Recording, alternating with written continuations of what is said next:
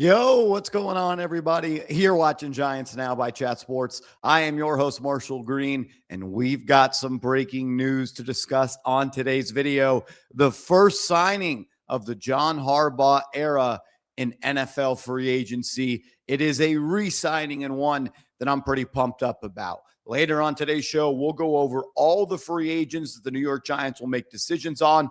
I'll give my official predictions for that, and I'll also tell you who I think is going to be cut by the New York Giants before we get to free agency on Monday. Before we do that, though, make sure you are subscribed to the channel. We put out free videos every single day, and even when it's our off day and we're not at the studio, we're still going to get you guys a video when news breaks. Hit that sub button and make sure to join us this Monday, free agency. It starts at noon on Monday. We'll be live 2 hours before that, breaking down every move that happens in the National Football League. Subscribe, turn those notifications on. I promise you, we're going to bring the heat. All right, Gunner Olszewski is the player the New York Giants have re-signed.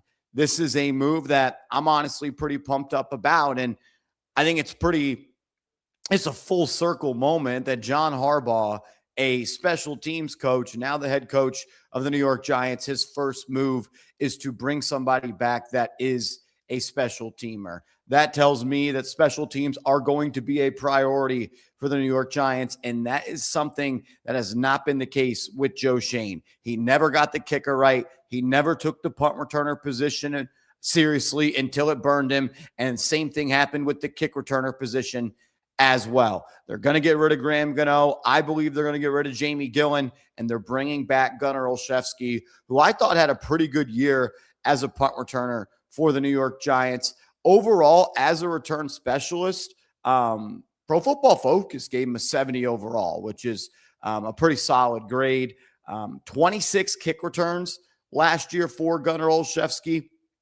He averaged 26.2 yards per return. He also had 24 punts as well, punts caught, and 9.0 yards per attempt in that department.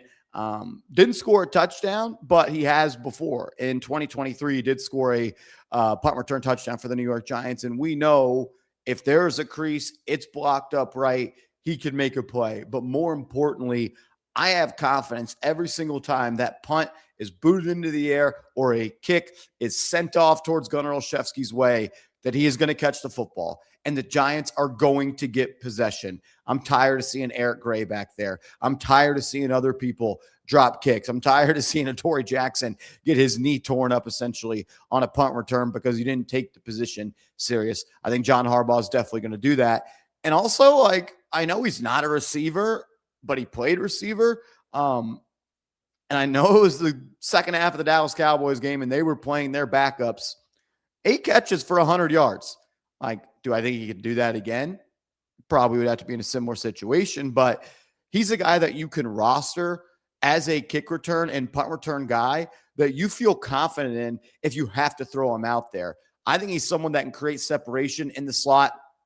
I don't think he's anyone that's going to beat you over the top consistently, but when he's back there as a returner, when the ball is in his hands, he can make moves. So I like this move for a couple of different reasons. I think he's a valuable member of this team. I think he can contribute in multiple different ways. And John Harbaugh is letting you know right out of the gates, we're taking special teams important. And we're going to bring back a guy that's been successful for the New York Giants the last 2 years, and we're going to get it done before free agency.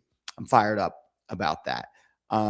Let's move and kind of shift gears to other free agents the New York Giants will make decisions on. We'll go through these quickly, and then we'll go through some cut candidates. Russell Wilson, I don't think he's going to be back with the Giants. I'm pretty confident that he won't be, but that does mean the New York Giants will likely go out and sign a third quarterback. Who that is, I don't know. They have 3 6th-round picks. Maybe they want to draft a quarterback. You still have Jameis Winston. I don't even hate the idea of extending Jameis Winston this year, even though he's under contract for this upcoming season. But a quarterback 3 will be added to this team. Interested to see who it will be. Jermaine Illuminor. I'm hoping he's back with the Giants. And my gut says he is going to be back, while my brain says he is going to get a lot of teams' attention on Monday and during the free agency cycle, and teams are going to throw him a lot of money. But in the end, I think he wants to be a Giant, and I think he's going to be back with this team. And it's a major priority for me. Maybe the biggest priority heading into free agency is bringing back Jermaine Illuminor. If there's one thing the New York Giants do aggressively this offseason, I want it to be building up the offensive line and then greedy, stop the run. Those are the two things I want the Giants to do. Evan Neal, he is not going to be back with the Giants. Rakeem Nunez-Roches, I do not expect him to be back. Greg Van Roten, this is an interesting one. What are the New York Giants going to do at that right guard spot? We've heard a lot of different positions be rumored as positions the Giants are going to target in free agency. We haven't heard that much at the right guard spot. I'm hoping they make it a priority. If at the end of the day, it's Greg Van Roten back at right guard, I don't think that's the worst case scenario. I would like an upgrade. And in an ideal world, I would love him as that backup swing guard. I'm going to say he's back because I know he essentially unretired to be a New York Giant. And I think he's well respected in that locker room. I think he'll be back. I'm not sure, though, it will be as a starter. Wan'Dale Robinson, a player that I have shared a lot of opinions on throughout the years. I'm not the biggest fan of his. I wish he was staying because he is a solid football player and he plays a position the Giants have a need at. Even if they brought him back, they still would have a need at that position. But I think the Giants will try to bring him back. I'm curious to see how high they will go when it comes to average annual value on the contract. But I do think he ends up leaving, and keep your eyes on the Tennessee Titans. Casey Kreider, the long snapper, sure, let's say he's back. Chris Manhertz, backup run blocking tight end. I'm going to say no. Austin Schlottman, backup center. I'm going to say yes. At 30 years old, I thought he played pretty good when JMS was hurt. I'd like to bring him back. Josh Azudu, he's gone. Demetrius Flanagan-Fowles, I think he's gone. Victor Dimukeji, he's gone. Aaron Stinnie, gone. Cordell Flott. I wish we could bring back all three of the free agents, and I wish we could pay everybody and still upgrade the roster. But the way the salary cap works, that's not possible. I'm going to say sneakily, no, I'm not. Look, would you feel this is what I want Cordell Flott back, and I think he's going to get anywhere from $8 to $13 million. I think there is a chance. I think it's like 60-40 that he leaves, so I'm not going to be shocked if he's back. I think a team is going to pay him to be their CB2, and if Cordell Flott's my CB2 next year with Paulson Adebo as my CB1, I don't feel all that good about the Giants secondary. I think Flott is a beautiful piece to have if he is your third corner, because he could be that third boundary corner. He could be that second slot if there's injuries. There's always injuries in the secondary. He would play. Maybe I'm getting greedy, and there's teams that are willing to have him be their CB2, but I think the Giants are going to get priced out at that. I think they could get him back, but I think he will be gone. Neville Hewitt, I think he's gone. Daniel Bellinger, that one's interesting to me. I think the tight end position is going to be a priority for the Giants. I think he will be gone because I think another team could give him a bigger role or a bigger payday. But I do think Bellinger will be gone. I think Dane Belton will be gone in free agency as well. I just don't think that he is going to be a part of this team. Isaiah Hodgins, I would like to see him back. I don't think he will be. Caleb Murphy, he's gone. Zaire Barnes, gone. I will say I think Micah McFadden is going to return. I think he'll come back on maybe a 1-year, $1.5 million deal that could get to $3 million with playing time incentives, or maybe a 2-year deal with some incentives in that as well. So I think McFadden will be back after missing the last 16 games of the season due to a foot injury. DJ Davidson, I think he's gone. Nick Jones, I think he's gone. I think Bryce Ford-Wheaton could be back as a special teamer, try to make this roster. Ryan Miller, I think he'll be back, gone. And I think Art Green could be back, a long, lanky corner that played pretty well and has some special teams versatility as well. Keep your eyes potentially on him. All right, let's go to my final cut candidates for the New York Giants. Make sure you subscribe to the channel. Hit that sub button. And if you haven't yet, hit the like button as well. We're making it happen at the crib. We're getting a new background here, working up the at-home studio coming up pretty soon. So everyone's, Marshall, you got to get something behind that white wall.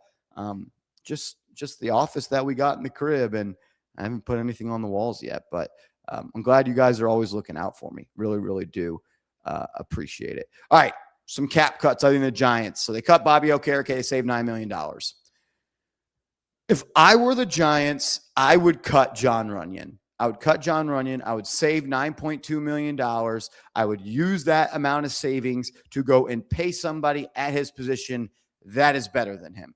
And I would have his cap hit be less than $9.2 million this year. I think you can actually save money on the cap while upgrading at the position and then backload the contracts in year 2 and 3. Cap's going to continue to go up. It's time for the Giants to start playing like the big boys in this league. James Hudson, you're out of there. $5.4 million.